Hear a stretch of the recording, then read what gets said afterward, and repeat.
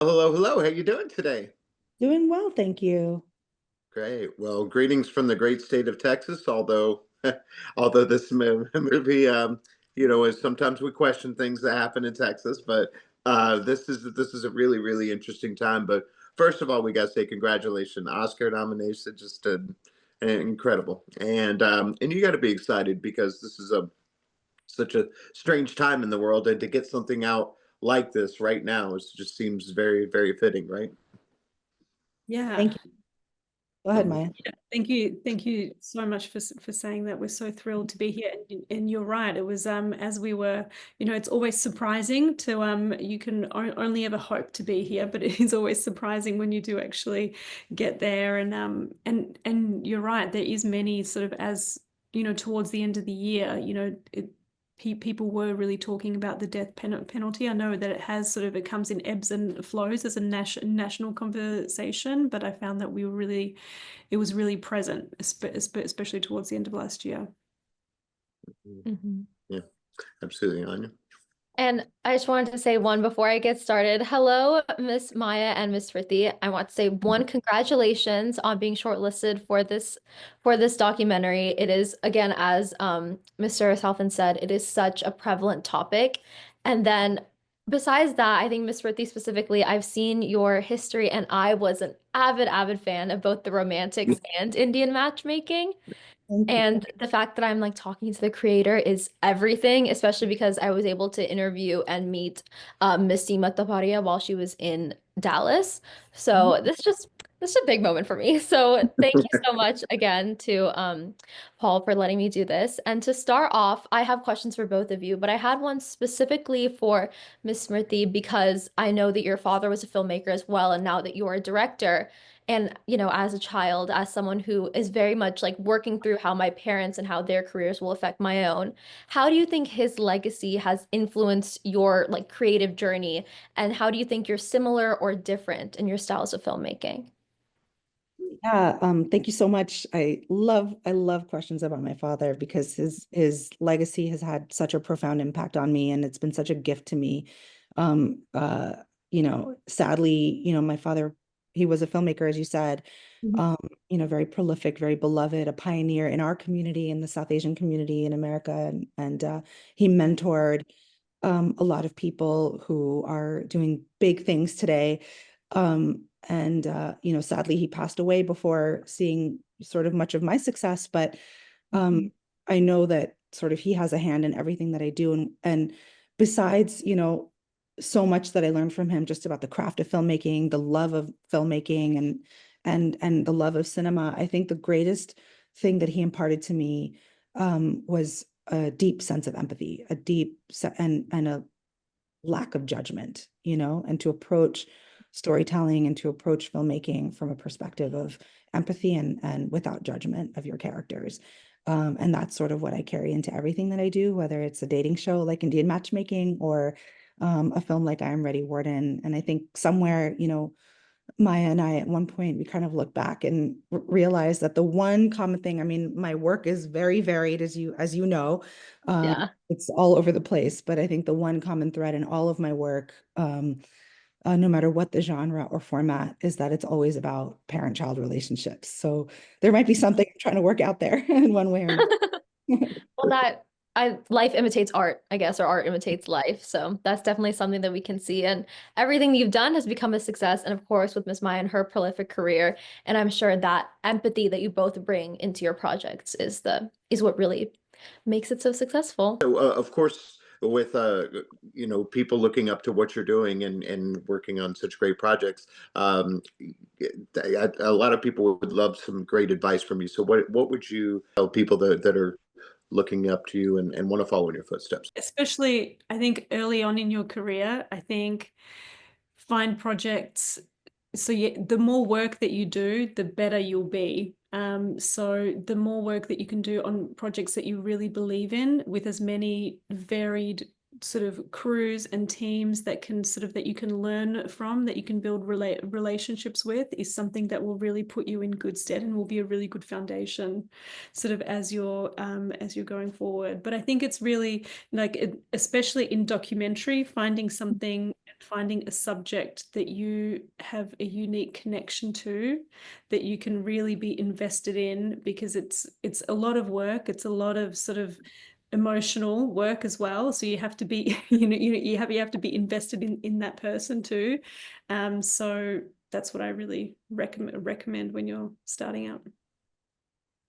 Yeah, I think for me, I would say that, one of the most important things you can do as you're sort of building your career and, building up your profile as a filmmaker is finding your voice and finding out what you want to say and honing in on that. It's as important to really be clear about who you aren't as it is to be clear about who you are.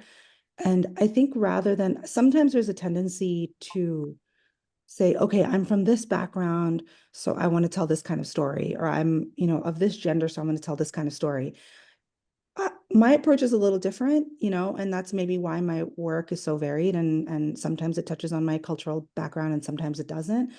But what I think, a better exercise, for anyone who's starting out, for even somebody, I still do this regularly, is rather than think about the filmmakers that you want to imitate, or the sort of cultural history you want to draw from, is just really think about and analyze who you are as a person and who you aren't. For me personally, I know I'm not a cynical person. I'm not, sarcasm isn't my forte. Um, I'm not like a gonzo visionary. I'm never going to be able to make a film like The Substance or make a film, I'm never going to make a Tarantino style film. That's just not who I am. And it's really important for me to know that. And it's important for me to lean into the things that I do have experience with. So I think about, what are the emotions that I can tap into and relate to? What is the pain that feels very specific to me, and I think about that a lot. And that's what guides me, to take projects. That's why I can make a film about, that's set in Texas about a man on death row, even though that's so far from my personal experience, because there's something emotional that I could tap into there that I recognize. And I think having clarity on that, what emotionally resonates with you, and do you have a connectivity to, and what you don't, can guide you, more than any kind of geographic, or cultural background. And I would say, yeah, really, start there and think about that deeply as you cultivate your voice, because it'll both focus you and it'll free you. Mhm. That was some profound advice. And I think what I found so interesting in both of your answers were that you talked about having some sort of emotional connection or bringing yourself into your work. And for something as serious and controversial as I'm Ready, Warden, I wanted to ask both of you how you guys navigated that storytelling process, because I watched it, read the reviews, and of course there's that balance of making sure that John Ramirez himself is represented in the way that any human deserves. And of course, the victim's family is also being like represented, and that their struggles are being represented at the hands of John Ramirez. Did you guys make any creative choices to make sure that he wasn't idolized for his crimes, or how was that balance? Yeah, that was a very deliberate and very careful balance that we work through again and again in many, many, many dozens of edits, in the film. I think, especially, with a film where the core of it, the sort of inciting incident, if you will, is a pretty horrific crime. There's always the question of how much to show, um, without being insensitive and or graphic or overly graphic. And I think in this case we made the decision that it was important to show um what John did. It was important to show the nature of his crime, and the impact of his crime, because we knew that people, particularly people who are watching this film, there would be a tendency to empathize, because the person that you're meeting in the film is so far removed from the person who committed those crimes. But it's important, if we're going to discuss this, question of whether or not, he can be forgiven or he can atone. for what he did or be redeemed, it's important to really grasp the magnitude of what he did, you know, and be able to say that we recognize that this is what you did. We recognize that this is the impact that you had, but we can, you know, decide that you should live anyway or not, you know, depending on where you come into this in the film.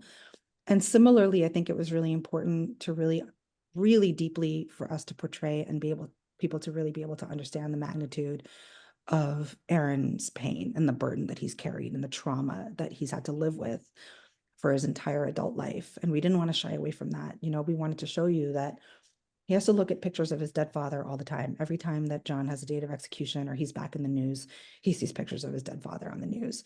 And he has to live with that, you know, his whole life. And I think showing the pain on both sides was really important. You know, there was a lot to John's story, you know, more about his faith and